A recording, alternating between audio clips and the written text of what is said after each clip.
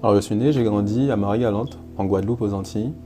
J'ai eu une enfance assez tranquille en fait, la plage, le soleil, enfin j'ai vraiment pas à me plaindre. Maternelle, primaire, collège, les amis, la famille, enfin ça allait bien. J'étais en famille d'accueil, donc c'était un peu différent par rapport à mes amis.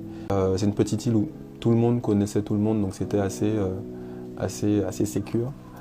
Et après le lycée, en fait, je suis parti pour les études, je suis venu ici.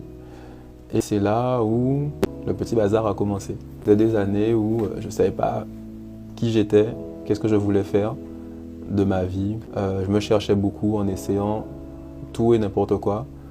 Mais trop souvent dans des lieux festifs, dans la fête, où ça finissait assez facilement et assez souvent dans des soirées et après les soirées et les afters. Que ce soit à Paris, Londres, Berlin, Madrid, dès qu'il y avait une soirée, dès qu'il y avait un truc avec la facilité des réseaux sociaux, j'y allais. J'étais gay, j'étais tout le temps dans les soirées, dans les bars, dans toutes ces soirées-là. Après, c'était du sexe à gogo, c'était des beaux garçons à gogo, c'était des pratiques plus ou moins, enfin, il y avait un peu de tout.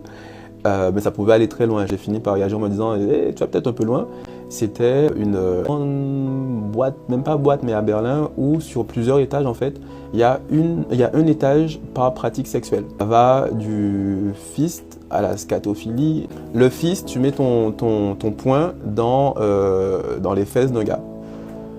Ou des objets, ou ton pied, mais voilà, c'est des choses assez conséquentes qui rentrent dans les fesses, ou les vagins des filles par exemple. Il y a vraiment des gens qui pratiquent ça et je faisais partie des gens qui s'amusaient comme ça. Plus rien n'allait dans ma vie.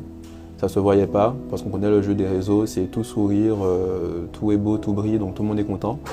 Mais l'envers du décor à chaque fois il était différent. Et même dans ces milieux-là, on a l'impression de s'amuser, on a l'impression que tout va bien, que tout est léger, mais trop souvent derrière ça c'était soit des dépressions, soit de la tristesse, soit des gens perdus, soit des gens un peu paumés, que ce soit par rapport à leur identité ou par rapport à ce qu'ils veulent faire, et ça aidait pas ma situation où justement je cumulais un peu tous ces problèmes-là par rapport à mon parcours. Jusqu'au jour où c'était un peu la dernière soirée, la soirée de trop, où comme d'habitude c'était célébrité, des choses qui brillent, sexe, drogue, alcool et encore. Là, le meilleur exemple que j'ai trouvé pour expliquer ça, c'était comme si on enlevait un casque de réalité virtuelle sur les yeux et qu'on voyait enfin ce qu'il y avait derrière. Le casque VR, il y a un moment où j'avais, comme mon hypersensibilité entre guillemets a été déclenchée lors d'une soirée. Et il y a eu trois moments distincts où j'ai eu les mêmes perceptions en fait.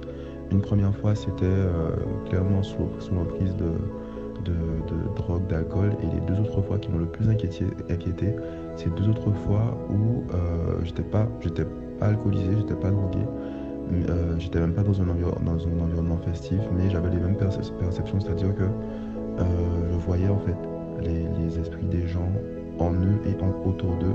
J'ai paniqué, j'ai eu peur, j'ai pris mes affaires, je suis parti et juste après ça, c'était 4 jours à pleurer dans mon canapé.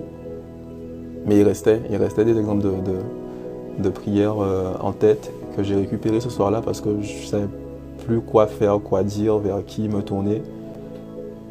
Et c'est là où j'ai expérimenté des choses assez impressionnantes, assez surnaturelles. C'était expérimenter l'amour inconditionnel, nos reconstructions, des choses qu'on ne comprend pas si on l'a pas vécu. Ce que je pensais chercher, je pouvais l'avoir différemment ou je l'avais déjà en moi. Et que ça passait par la foi. Que Dieu existe, qu'on n'est pas tout seul, qu'il est avec nous, qu'il nous aime. Et tout ce qui a suivi, toutes les expériences qui ont pu suivre ont confirmé ces convictions.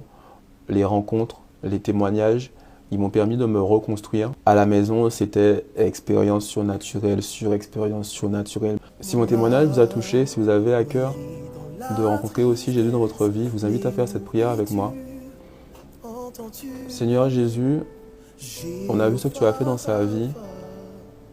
Manifeste-toi aussi pour nous. Amène cette conviction pour nous qu'on puisse marcher dans tes pas et te suivre. Amen.